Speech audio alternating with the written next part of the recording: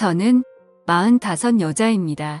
결혼을 한 지는 1년이 조금 넘었고요.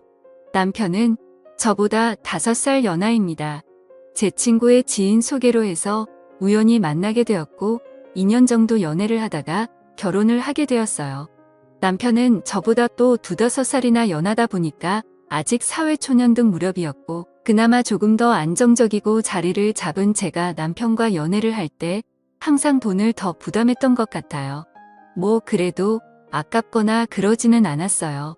그만큼 남편을 사랑했으니까요. 남편은 저보다 나이가 어렸지만 일찍 어려서 아버님이 돌아가셨어서 철이 빨리 들었다고 할 만큼 무척이나 성숙하고 마음씨가 넓은 남자였죠. 그렇기에 저보다 돈을 좀 못 벌고 있어도 그동안 만났던 남자들보다 훨씬 사랑하는 마음이 컸고 그래서 결국 결혼을 하게 됐답니다. 결혼을 할 때도 남편 쪽에서 시어머니는 저를 반대하실 일도 없었고 너무나 쉽게 허락을 받았지만 저희 집 부모님은 저희 남편을 상당히 못마땅해 하셨습니다. 부모님이 한 분이 안 계신다는 것도 좋게 보지 않으셨고 형편이 좋지 못하다는 검한 아이가 어리다는 것이다. 그리고 남편이 직장을 다니지만 그렇게 자랑할 만한 직장은 아니고 어떻게 보면 변변찮은 직장이었기에 저희 부모님은 정말 많은 반대를 하셨죠. 하지만 자식 이기는 부모 없다고 하죠. 저희 부모님도 결국에는 제 뜻을 따라주셨고 결국 결혼을 하게 됐답니다. 결혼 비용은 당연히 제가 더 많이 부담을 했고요. 저희 집 형편도 그렇게 넉넉한 건 아니지만 남편보다는 확실히 조금 더 여유가 있는 상황이었고 저 또한 그동안 일을 하면서 허튼 곳에 돈을 쓰지 않고 차곡차곡 돈을 모았기에 제 또래 사람들보다는 모아둔 돈이 있었거든요.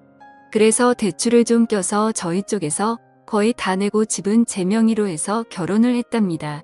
이건 남편과 저와의 기본적인 설명이고요. 이제 제 여동생 이야기를 꺼내야 될 것 같네요. 저는 형제가 여동생 하나 있어요. 여동생은 저랑 인기 차이가 나죠.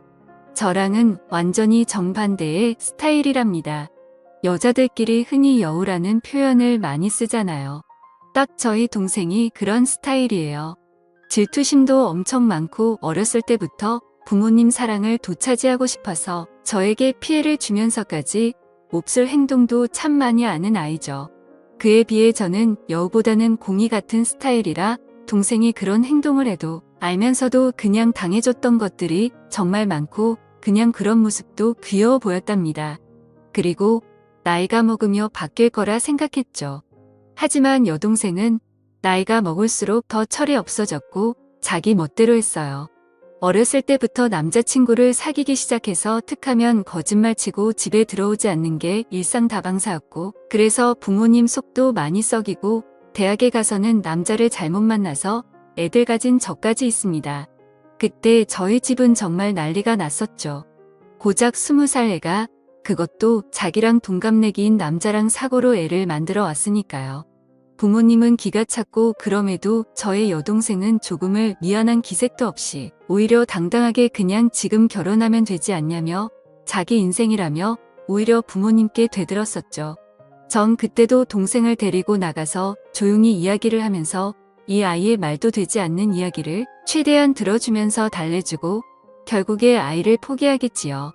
그리고 이 아이 남자친구도 제가 만나서 다시는 저희 동생을 만나지 않겠다는 확기까지 들었답니다.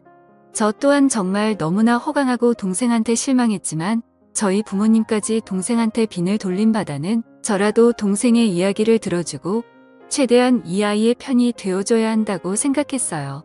그렇지 않으면 정말 막무가내로 살 아이였으니까요.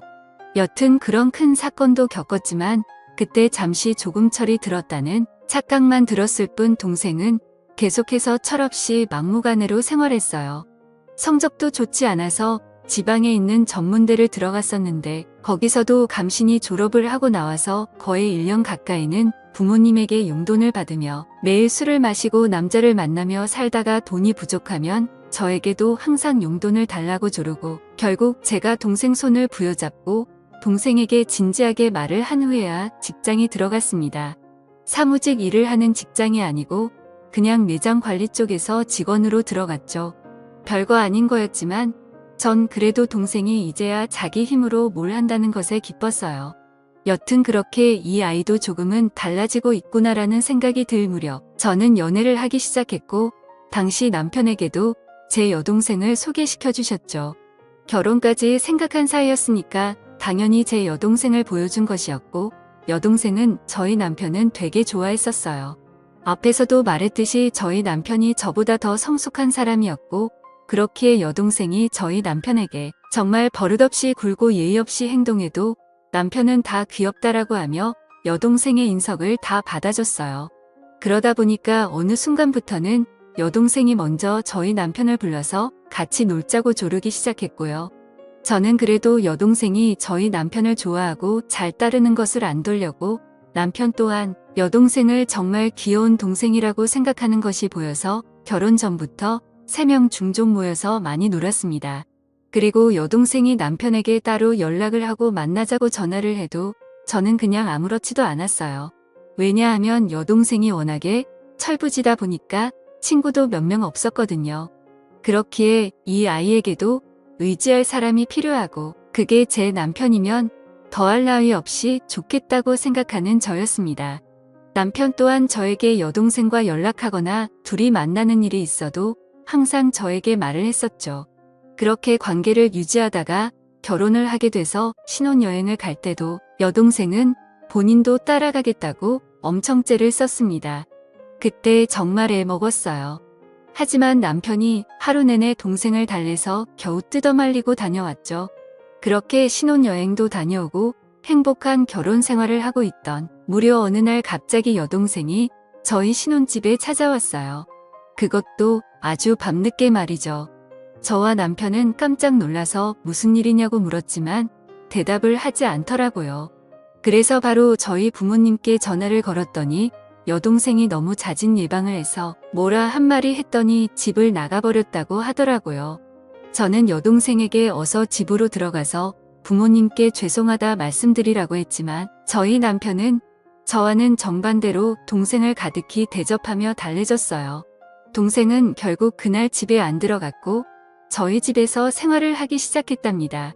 집에 돌아가도 자기를 또 뛰쳐나올 거라고 차라리 여기서 살고 싶다며 몇 날 외출일을 써서 저는 끝까지 반대했지만 결국 남편이 허락을 하고 동생은 저희 집에서 생활을 하게 됐죠.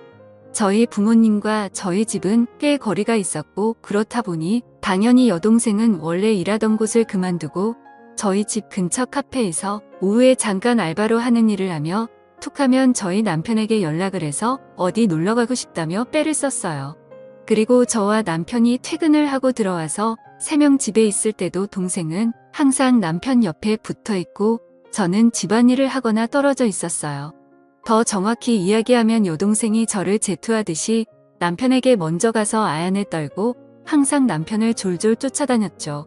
이런 여동생의 모습에 화가 나기도 해서 남편에게 가끔씩 투정을 부린 적도 있지만 남편은 제 여동생이 어렸을 때 그런 큰일도 겪었다는 걸 안타깝게 생각한다면서 저의 투정보다는 항상 여동생을 더 먼저 신경 쓰기 시작했죠. 그리고 저도 여동생을 견제한다는 게 뭔가 말이 안 되고 제 스스로 웃기기도 해서 그냥 신경을 쓰지 않으려고 노력했답니다. 그러던 중에 제가 잠깐 3박 4일로 출장을 가야 될 일이 생겼어요. 그런데 뭔가 단둘이 집에 남겨두기에는 조금 그랬기에 여동생에게 그냥 이제 집에 돌아가라고 이야기를 했지만 당연히 제 말을 듣지는 않았고 남편도 그 주에 이미 바빠서 집에 늦게 들어올 것 같으니까 저보고 그냥 안심하고 다녀오라는 말을 했죠. 저는 그래서 한편의 불안감을 남겨둔 채 출장을 가게 됐습니다.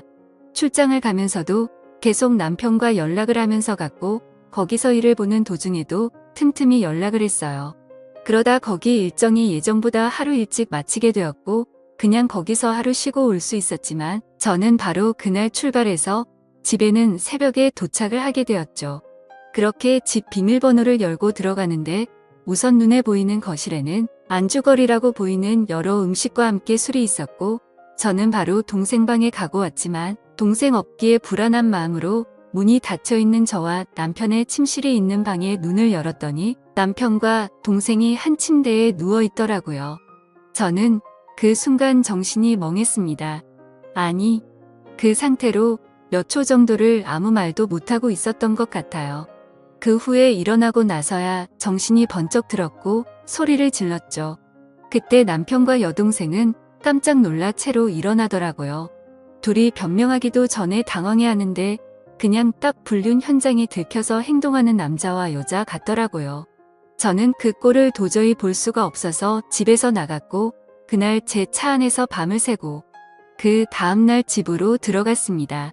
남편과 여동생은 일을 나간 상태였고 집에는 아무도 없었죠. 먹은 것도 깨끗이 치워놨더라고요.